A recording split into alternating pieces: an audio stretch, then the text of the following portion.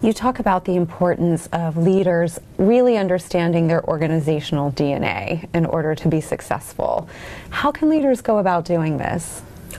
So we look at a 2x2 matrix, and one of the interesting things is companies that are into incremental innovation, and that's actually taking some products, pushing it to the next level, which is kind of nice. And then there's companies that do transformational innovation. And transformational innovation is different because that's where you go out and take business models that disrupt lots of things, right? So the iPhone's a great example, right? It disrupts 27 business models. Right? Do you need a camcorder? Where do you get your pictures developed? Do you need a GPS device, right? What do you do with a watch? Well, actually I have one, but that's a different problem. Do you need a watch, right? And even more importantly, flashlight manufacturers completely cannibalized and crushed by the iPhone, right? So 27 business models, maybe like 500-600 companies, all gone because of one device, right? That's completely transformational. Yeah. Then there's companies that are proactive and companies that are reactive. And that's important. So if you're proactive and you're transformational, those are the leaders. These are companies that go out and they have a vision.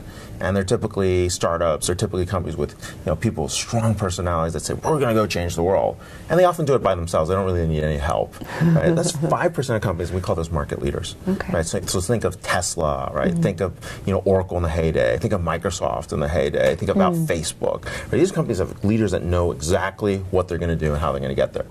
Then the next level is really what we call fast followers. And the fast followers are the ones that are, they wait for the market leaders to go, but they don't want to fall behind. Right? They're not going to go first, but they're going to wait to see who goes first.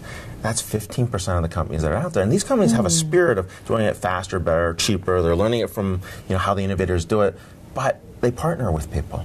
They will go out and they will try to figure out how to build coalitions and say, hey, we want to let's go beat the leader and let's figure out how to get there, right? And sometimes they do better than the market leaders over time. Are they learning from the market leaders, sort of one step behind and then one step behind, assessing, trying to figure out the mistakes they made, trying to leapfrog them in some cases where they can.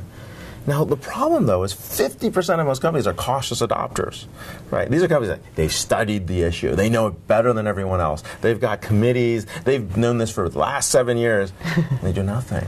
Wow. They'll sit there. Yeah. Right? Because they're like, oh, why would we cannibalize our business? That's just way too hard. Life is good. Let's not go rock the boat. Right. And then 30% of companies are laggards, right? These are companies that aren't motivated. They're okay with incremental innovation. They're not going to change the world. It's okay. That's kind of how they operate.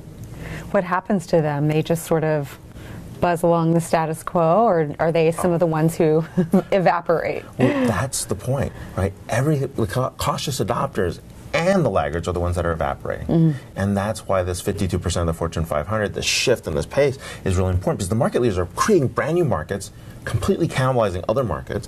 The fast followers are going and doing that as well, leaving the cautious adopters trying to figure out, do we make that shift from cautious adopter to fast follower or not? And that's where we see a lot of the opportunity. But as a company, as a leader, you need to know where your company is first, right? If you're a cautious adopter and you think you're a market leader, then you've got to rectify that very quickly, because if you're not cannibalizing your own market, you're going to do something differently. If you're a cautious adopter and you think you're a fast follower, but you've missed every single trend by like a year and you're falling behind, you got to reassess how you make decisions, right? And so those are important skill sets to know to understand your organizational DNA.